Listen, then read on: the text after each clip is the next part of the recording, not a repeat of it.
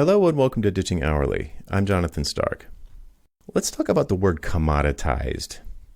Freelancers and consultants and coaches and other independent professionals probably hear this word a lot, specifically with regard to downward pressure on their prices.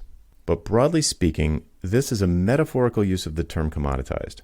The root of the word commodity has a very specific meaning in economics. From Wikipedia. Most commodities are raw materials, basic resources, agricultural or mining products, such as iron ore, sugar, or grains like rice and wheat.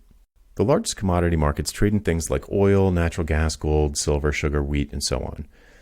A distinguishing factor of commodities is that they are highly interchangeable with the same commodity from another producer. This is called fungibility, and what it means is that buyers don't really care who they buy a given commodity from. In other words, sugar buyers don't see a meaningful difference between the sugar from supplier A and the sugar from supplier B. For practical purposes, it's all about the same to the buyer. Except for one thing. When all else is equal, there is one distinguishing characteristic that every buyer finds meaningful: a lower price. Again, from Wikipedia. The wide availability of commodities typically leads to smaller profit margins and diminishes the importance of factors such as brand name other than price. Okay, but yeah, there's a big difference between a pound of sugar and a web developer or a copywriter or photographer or dance instructor or whatever it is that you do. Service providers are people, gosh darn it, and all people are different. Yeah, this is true. You and I and the next person are all special snowflakes. But your clients don't buy you. They buy a service that you provide. Of course, a client will recognize that as a person, Alice is different from Bob, who's different from Carol. But if all three of them make websites, and the client can't really tell the good work from the bad work, then the differences between them are not meaningful to the client. In a case like this, how will the client differentiate between Alice, Bob, and Carol? Okay, say it with me. Based on price. Here's the thing. The way to avoid downward price pressure is to avoid commoditization. And the way to avoid commoditization is to appear meaningfully different to your buyers.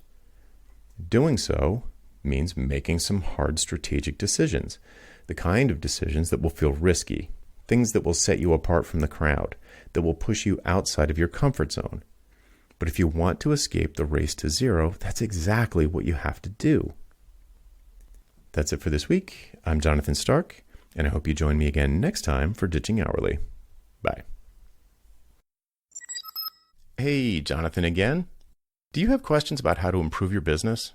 Things like value pricing your work instead of billing for your time, or positioning yourself as the go-to person in your space, or maybe productizing your services so you never have to have another awkward sales call or spend hours writing another custom proposal.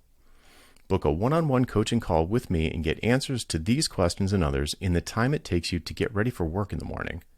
Best of all, you're covered by my 100% satisfaction guarantee. If at the end of the call you don't feel like it was worth it, just say the word and I'll refund your purchase in full. To book your one-on-one coaching call, go to jonathanstark.com/call, C-A-L-L. That URL again is jonathanstark.com/call. Hope to see you there.